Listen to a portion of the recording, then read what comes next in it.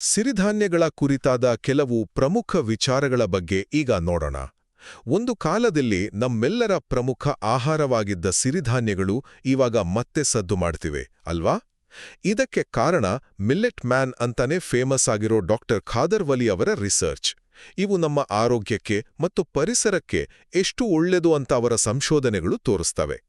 ಸರಿ, ಹಾಗಾದ್ರೆ ಆ ಪರಿಣಾಮಗಳೇನು ಅಂತ ನೋಡೋಣ. ಮೊದಲನೇದಾಗಿ ಆರೋಗ್ಯದ ವಿಚಾರ. ಡಾಕ್ಟರ್ ಖಾದರ್ ವಲಿ ಅವರ ಪ್ರಕಾರ ಸಿರಿಧಾನ್ಯಗಳು ಬರೀ ಆಹಾರ ಅಲ್ಲ, ಅದೊಂದು ರೀತಿ ಔಷಧಿ ಇದ್ದಾಗೆ. ಯಾಕಂದ್ರೆ ಇವು ನಿಧಾನವಾಗಿ ಗ್ಲೂಕೋಸ್ ರಿಲೀಸ್ ಮಾಡ್ತವೆ. ಸೊ ಡಯಾಬಿಟೀಸ್ನಂತಹ ಕಾಯಿಲೆಗಳನ್ನ ಕಂಟ್ರೋಲ್ ಮಾಡಕ್ಕೆ ತುಂಬಾನೇ ಹೆಲ್ಪ್ ಆಗುತ್ತೆ. ಅವರು ಧಾನ್ಯಗಳನ್ನ 3 ರೀತಿ ವಿಂಗಡಿಸಿದ್ದಾರೆ. ರೋಗ ಗುಣಪಡಿಸೋ ಶಕ್ತಿಯಿರೋ ಪಾಸಿಟಿವ್ ಸಿರಿಧಾನ್ಯಗಳು ಅಂದ್ರೆ ನವಣೆ, ಹಾರಕ, ಊದಲು, ಸಾಮೆ ಮತ್ತು ಕೊರಳೆ. ಆಮೇಲೆ ನ್ಯೂಟ್ರಲ್ ಧಾನ್ಯಗಳು ಮತ್ತು ಅಕ್ಕಿ, ಗೋಧಿಯಂತಹ ನೆಗೆಟಿವ್ ಧಾನ್ಯಗಳು.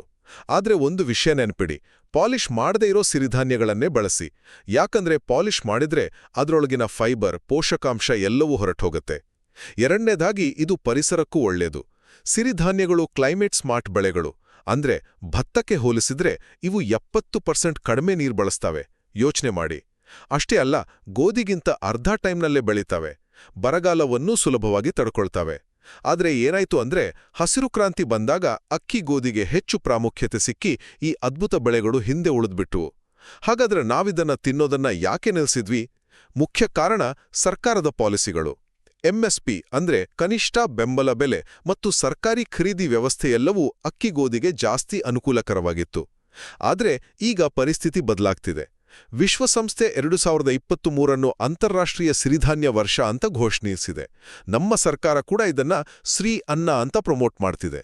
ಒಟ್ಟಿನಲ್ಲಿ ಈ ಪುರಾತನ ಧಾನ್ಯಗಳನ್ನ ನಮ್ಮ ಊಟದ ತಟ್ಟೆಗೆ ಮತ್ತೆ ತರೋದ್ರಿಂದ ನಾವು ನಮ್ಮ ಆರೋಗ್ಯವನ್ನು ಮಾತ್ರ ಅಲ್ಲ, ನಮ್ಮ ಭೂಮಿಯ ಭವಿಷ್ಯವನ್ನು ಚೆನ್ನಾಗಿ ನೋಡ್ಕೊಳ್ಬಹುದು.